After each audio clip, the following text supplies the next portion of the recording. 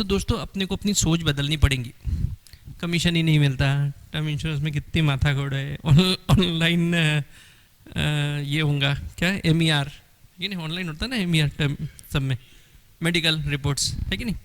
तो बहुत सारी चीज़ें अपन ने अपने आप को रोक के रखा है, थोड़ा दूर की सोचनी पड़ेंगी, थोड़ा अलग सोचना पड़ेगा, ये सब चीज़ से उभरना पड़ेगा। तो ये सब यंग लोगों को कांटेक्ट करो। जो आपके पास एजेंट्स है उसमें बहुत ज़्यादा स्कोप है, बहुत सारी कैपेबिलिटी है, बहुत सारा ग्रोथ करने की उसके एस्पिरेशन है।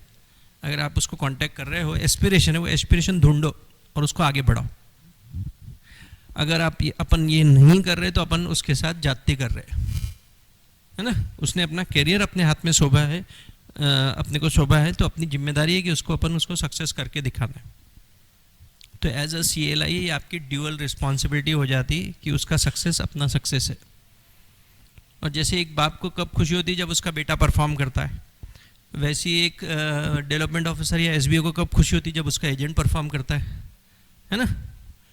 वैसे ही एक CLI को कब खुशी होंगी जब उसके एजेंट MDRT बन जाएंगे। As simple as this. तो we have to make them MDRT। एक अच्छी पर्सनैलिटी इवॉल्व करनी है, जो आप लोग ऑलरेडी हो, आदर्श मानना चाहिए उसने आपको। तो खुद को उस लेवल पे जाना पड़ेगा। उस लेवल पे वो यंग लोग क्या सोचते हैं, आप लोग सब लोग फैमिली वाले लोग दिख रहे हैं, तो आप अपने बच्चे से बातचीत करो और देखो कि क्या कर रहे हैं वो लोग, क्या सोचते हैं, क्या ज़्यादा देखते हैं, कौन सा सोशल मीडिया ज़्यादा देखते हैं, तो अपने को समझेगा। और वो सब के मीडिया में पहले अपने को एंटर होना पड़ेगा, उसमें किस टाइप की रिपोर्ट्स आती, क्या आती, वो देखनी पड़ेंगी। तब जाके अपन उनको बता पाएंगे। इस तरह के अपन वही पुराने ढंग से काम कराएंगे तो नहीं चलेगा। चलेगा क्या? नए तरीके से काम करने पड़ेंगे। मैं अभी CLI एजेंट बना हो या फिर कोई भी मार्केटिंग का आदमी, सबसे पहले उसके हाथ में iPad पकड़ाता हूँ या iPod ये टैबलेट उसके हाथ में दे देते अपन, ताकि क्या वो उसका प्रेजेंटेशन क्वालिटी ठीक दिखे। कितने दिन पेपर पे काम करेंगे, है ना। उसको एक डिग्निटी फील करे, सामने वाले के पास प्रेजेंटेबल रहे। अपन जब शुरू में काम करते थे तो अपन नोटबुक और पेन लेके जाते थे। आजकल के बच्चे लोग देखो पूरा उसमें नोटबुक के समान काम करते हैं। मैंने मेरी बेटी को देखा, वो आर्किटेक्ट है, तो पूरा उसी पे लिखती है नोट्स वगैरह सब चीज़ें, और सेव होता है, सब होता है। अपने को लगता है इस पर नहीं हो सकता है, लेकिन होता है। सब एक्सेल शीट में काम करते, सब लोग अपना हिसाब रखते। नेक्स्ट प्रोस्पेक्टिंग वाले ने नेक्स्ट कॉल कब बुलाया उसकी पूरी उन्होंने कैलेंडर और डायरी मेंटेन करते बाय डिफ़ॉल्ट। तो लोगों को आप जाके अपने अपने सभी CLI एजेंट को iPad दे दो गिफ्ट, दिवाली बोनस करके, दिवाली गिफ्ट करके। सच में देखो आपके लिए इजी हो जाएगा। जो चीज़ आप उसको चाहते हैं बाय डिफ़ॉल्ट सब डिसिप्लिन मेंटेन हो जाएंगी बाय डिफ़ॉल्ट। उसको रिमाइंडर आने लगेंगे, उसका कॉल आ जाएंगे, कॉल ट्रैकिंग हो जाएंगी रोज़। उसका एक ही काम है, रोज़ मेरे को वो भेज देता है, मेरे मैनेजर को भेजता है कि कितने उसके अपॉइंटमेंट हुए, किसके पास गए, किसका नहीं। उसको डायरी मेंटेन करना है उसमें, और वो भी E-फॉर्म में मेंटेन करना है। बहुत ही आसान तरीके से काम होता है। तो we have to go to the next level, we have to adopt the technology. Technology से भागना नहीं है, यंग लोगों से या ऑब्जेक्शन से घबराना नहीं है। टर्म इंश्योरेंस तो टर्म इंश्योरेंस की बात करो। अपने पास प्रोडक्ट अच्छे नहीं है, प्राइवेट के प्रोडक्ट ज़्यादा रिटर्न देते, ये सब तकलीफें आएंगी, आएंगी नहीं आएंगी? आ ही रही, आप लोग भी फेस कर रहे ना, कर रहे ना। अपने रिटर्न्स कम है, अभी तो रिटर्न्स अच्छे हो गए थोड़े से, पेंशन पॉलिसीज़ में बढ़ाए ना LIC ने आधा%, अक्षय में बढ़ा दिया, शांति में बढ़ा दिया आधा%, लेकिन फिर भी अपन नहीं बेच पा रहे, क्योंकि आज पेपर में न्यूज़ आ गई कि और आधा% बढ़ जाएगा रेपो रेट। तो फिर से रेट बढ़ना चाहिए। क्वेश्चंस पे आ जाते हैं, प्लान पे आ जाते। प्लान तो बहुत आसान है कि नहीं? But plan is not important, need based selling और कंसेप्ट ज़्यादा इम्पॉर्टेंट है। हाँ, कंसेप्ट के बेसिस पे ज़्यादा है। तो दोस्तों फर्स्ट ऑफ ऑल, जिस तरह से मैंने बताया, CLI एजेंट के मानसिकता अपने को समझनी पड़ेगी। आपका जैसा भी एजेंट है, अच्छा उसमें बहुत सारे लेडीज़ एजेंट रहते हैं। कुछ मैडम आपके लेडीज़ एजेंट होंगे ना, कितने हैं? 23। You are from Mumbai no? अब मुंबई में कितने बड़े चैलेंजेस हैं, बड़ी इश्यू, नंबर ऑफ कॉल्स कैसे करना।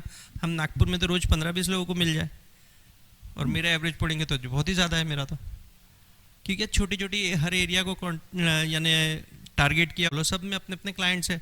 100 दुकान होंगी तो उसमें 25 तो अपनी होंगी, तो इसलिए मैं ज़्यादा लोगों को मिल लेता हूँ।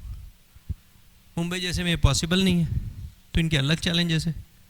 लेकिन इनको एक पॉलिसी मिलती है तो 1 करोड़ की मिलती है, या प्रीमियम उठाते तो 5 लाख उठाते, अपन 50,000 उठाते। नागपुर जैसी जगह होता है ना, ये सब अलग अलग हर एक के अपने अपने इश्यूज़ है। लेकिन ये समझना पड़ेगा कौन सा एजेंट को हर एक को उस हिसाब से तैयार करना पड़ेगा, हर एक को एक टाइप की ट्रेनिंग नहीं देनी पड़ेगी। जैसे मुलचंद सर मुझे जो ट्रेनिंग देते थे, हमारे बाकी भी एजेंट थे जो सक्सेसफुल थे, ऐसा नहीं मैं अकेला हूँ। वो तो क्या है, बाकी लोग छोड़ दिए या डाइवर्ट हो गए, लेकिन सब सक्सेसफुल थे, मैं सिर्फ टिका रहा क्योंकि मेरे को कुछ और नहीं आता था काम पे, तो इसलिए फोकस रहा। तो मेरे को जैसे थोड़ा सा पढ़ा लिखा था, थोड़ा सा ज़्यादा नहीं, वैसे एज अ स्टूडेंट तो बहुत ही यानी मुश्किल से पास होता था, 35 नंबर मिल जाते थे, तो इसलिए पास हो जाता था। तो मेरे को इंग्लिश वाली चीज़ें देख गए, मेरे को इंडस्ट्रियलिस्ट में भेजे। एक एजेंट था जो बेचारा पढ़ा लिखा नहीं था, तो उसको ट्रेडर के पास भेजते थे। कितना सोचते थे सर। तो वैसे आपको अपने एजेंटों को क्वालिफाई, कौन सा आदमी कहाँ जा सकता है और कहाँ सक्सेसफुल होना, वो अपने सोचना है। सर सोचते थे मेरे लिए, तो मेरे को उन्होंने इंडस्ट्रियलिस्ट के पास भेजे। इंडस्ट्रियल वाला आदमी थोड़ा पढ़ा लिखा रहता है, इंजीनियर रहता है, क्वालिफाइड रहता है। आजकल MBA वाले लोग मिल जाते हैं, है ना, डबल MBA मिलते, कोई फॉरेन रिटर्न मिलते हैं अपने को, उस तरह के। तो हर एजेंट हर काम नहीं कर सकता, या हर एक के पास सक्सेस नहीं हो सकता। कोई रूरल में काम करते होंगे, कुछ लोग हैं छोटे गांव से, पुणे के आसपास, कौन सी जगह से, जूनागढ़, अरे बाप रे ग्रेट। जूनागढ़માં મારા વાઈફના ભાઈ રહે છે, એ લોકો જૂનાગઢના છે, हाँ કરશું આપણે। तो खैर, तो छोटी जगह के अलग अलग चैलेंजेस है वहाँ पे। बेचारे के पास रेगुलर क्रॉप नहीं होता, अगर खेती बाड़ी वाले लोग हैं तो कभी पैसा रहता है, कभी नहीं रहता है ना, ऑलरेडी कर्ज में भी डूबा रहता है, होता है ना, बहुत सारी दिक्कतें हैं। तो हर एक की अलग अलग दिक्कत। वहाँ पे लोगों के पास समय समय है, बात करने के लिए आदमी मिल जाता है, लेकिन जेब में पैसे नहीं है, होते ना। तो हर जगह के अलग अलग चैलेंजेस है। आपको आइडेंटिफाई करना है कि कौन से एजेंट को कहाँ भेजना, किसके पास वो सक्सेसफुल होना, उसको पूरा एनालिसिस करके करना पड़ेगा। अभी मेरी डॉटर है, तो उसके लिए हम लड़का देख रहे हैं, है ना। नॉर्मली आजकल के बच्चे खुद ढूंढ लेते हैं, लेकिन अभी उसने वो रिस्पॉन्सिबिलिटी हमको दी है। तो अपन लड़का देखने के लिए बहुत सारी चीज़ें देखते हैं ना, कि घर कैसा है ना, बैकग्राउंड कहाँ है, लड़का कहाँ पढ़ा, फिर कौन से फैमिली से बिलोंग करता है, फिर उसका फ्रेंड सर्कल कैसा है, उसका सोशल मीडिया कैसा है, बहुत सारी चीज़ें देखनी पड़े। वैसे ही एक एजेंट के लिए आपको सब चीज़ें, एजेंट को पहले एज अ क्लाइंट समझना पड़ेगा। आपका प्रॉस्पेक्ट कौन है, एजेंट है। वी एज अ CLI का प्रॉस्पेक्ट क्या है, एजेंट इज अवर कस्टमर, उसको कस्टमर समझना पड़ेगा। तो एक कस्टमर की जैसी फैक्ट फाइंडिंग करते हैं, वो एजेंट की फैक्ट फाइंडिंग करो। आपके पास फैक्ट शीट है कि नहीं एजेंट की, है, पूरी करते फिर, बहुत अच्छा। तो एजेंट की पूरी उसको स्कैनिंग करो पूरा। जैसे डॉक्टर के पास जाते हैं, अगर आइडेंटिफाई करनी इसको क्या बीमारी है, तो पूरी स्कैनिंग कराता ना।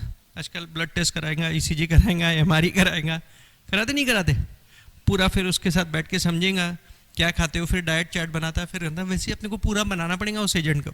डाइट चार्ट बना के देना पड़ेगा आपको, भैया कितना वजन कम कराना है, बढ़ाना है, वैसे कितना प्रोग्रेस करना है, जो आप चाहते कि ये एजेंट। जैसे मेरे को क्लाइंट दिखता है तो मैं सोचता हूँ यार इससे अपन 3 साल में 25 लाख का प्रीमियम उठा लेंगे, ऐसा मेरा टारगेट रहता है। हर एक को मैं टैग दे देता हूँ, है ना, जब पहली बार क्लाइंट बनाता हूँ या प्रॉस्पेक्ट्स भी आता है तो उसके सामने मैं लिख देता हूँ इससे कितना प्रीमियम लेना है अपने को करके।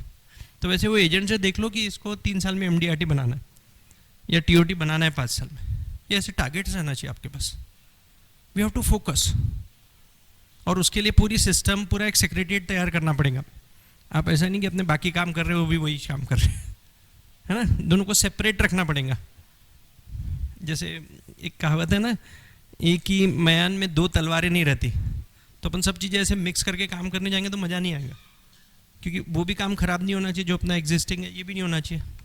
तो सेपरेट पूरी जर्नल है, उसके लिए फंड अलग से अलॉट करना पड़ेगा।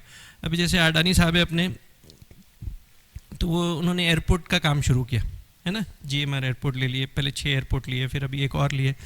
उसके पहले उन्होंने जितने भी डॉकयार्ड बनाए, है कि नहीं। तो अलग अलग टाइप की उनके काम में वैरायटी, तो हर एक के पास अलग अलग प्रोफेशनल लोग बैठा लेना। तो वैसे ही अपने को बैठाना पड़ेगा। एक ही आदमी से सब काम कराते क्या, भैया तो बंदर का भी देख ले, ये भी देख ले, ऐसा नहीं होता ना। तो वैसे अपने को करना पड़ेगा, वी हैव टू डेडिकेटेड। तो उस एजेंट को प्रॉस्पेक्ट समझो, उस एजेंट को कस्टमर समझो। आप अपन वहाँ भूल करते हैं, है ना, वो तो एजेंट है करके, वो एजेंट नहीं है, वो कस्टमर है आपका। तो आपके 2 कस्टमर हो गए, एक जिसको आप पॉलिसी बेच रहे, एक जिससे पॉलिसी बिकवा रहे, वो भी कस्टमर है। और जब उसको कस्टमर करके सोचोगे, है ना, और कस्टमर इज गॉड, जैसे गांधी जी ने बोला है ना, हर कस्टमर आता है तो एक भगवान है। तो उसके हिसाब से उसके पूरे उसको नैवेद्यम चढ़ाने पड़ेंगे टाइम टू टाइम, भगवान को जैसे चढ़ाते है ना, तभी भगवान दर्शन देंगे ना, तभी प्रसाद मिलेगा। तो समय समय पे निवेदन चलाना पड़ेगा, सही है ना। उसकी पूजा करनी पड़ेगी दोस्तों, दिन रात सोचना पड़ेगा उसके बारे में। सर मेरे बारे में सोचते थे तभी थोड़ा बहुत प्रसाद मिला, सर को तो ज़्यादा नहीं मिला है ना, क्योंकि मैं पूरा फॉलो नहीं करता था। खैर, तो बहुत सारी चीज़ें करनी पड़ती, उसके पेरेंट्स से जाके मिलना पड़ेगा, उसकी बीवी से जाके मिलना पड़ेगा, उसके फ्रेंड सर्कल से मिलना पड़ेगा, उसकी आदतें फोकस करनी पड़ेंगी अपने को, उसका क्या शौक है वो शौक देखना पड़ेगा। उसको मैच का शौक है तो नागपुर में, आप लोग नागपुर में भी मैच थी, पहले आ जाना था, थोड़ा मैच भी देखने मिल गया रहता।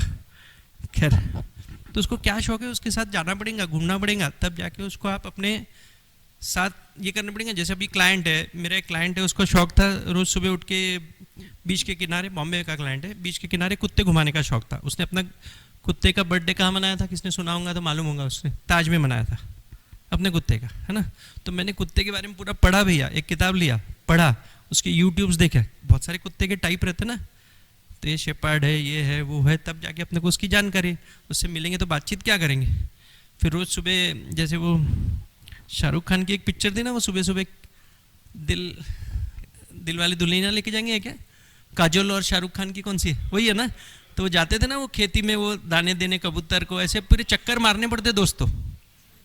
तो अपन क्लाइंट के लिए करते हैं ना, तो बहुत सारी चीज़ें सीखनी पड़ती। अब वो ताज में कुत्ते का बर्थडे मना रहा, तो कुछ तो दम होगा ना उसमें। ये मेरे को पता चला, कब पता चला, मैं मरीन ड्राइव में बॉम्बे के गेस्ट हाउस में रहता था, चर्च गेट में, वहाँ पता चला मेरे को, यार ये इतना बड़ा आदमी है, 4 लोग उसके आगे पीछे घूम रहे है ना, जो उसके दोस्त नहीं उसके गार्ड है ना, और कुत्ता लेके घूम रहा है, बढ़िया कुत्ता था, तो कुछ तो होंगे ना यार, शौक कौन पाल सकता है ये सब चीज़, कुछ तो दम होगा। फिर वहाँ पे बातचीत हो रही, तो मेरे को पता चला इसका, ये कुत्ते का कल बर्थडे था, तो बर्थडे कहाँ मनाए, तो कहाँ मनाए, तो ताज में मनाए, उसकी पार्टी दिया उसने, ऐसी बातचीत हो रही थी। तो यार ये आदमी काम का अपने, फिर अपने टारगेट किया उसको, 3 साल लग गए, है ना, 2 करोड़ रुपए साल का प्रीमियम भरता है वो मेरा आज।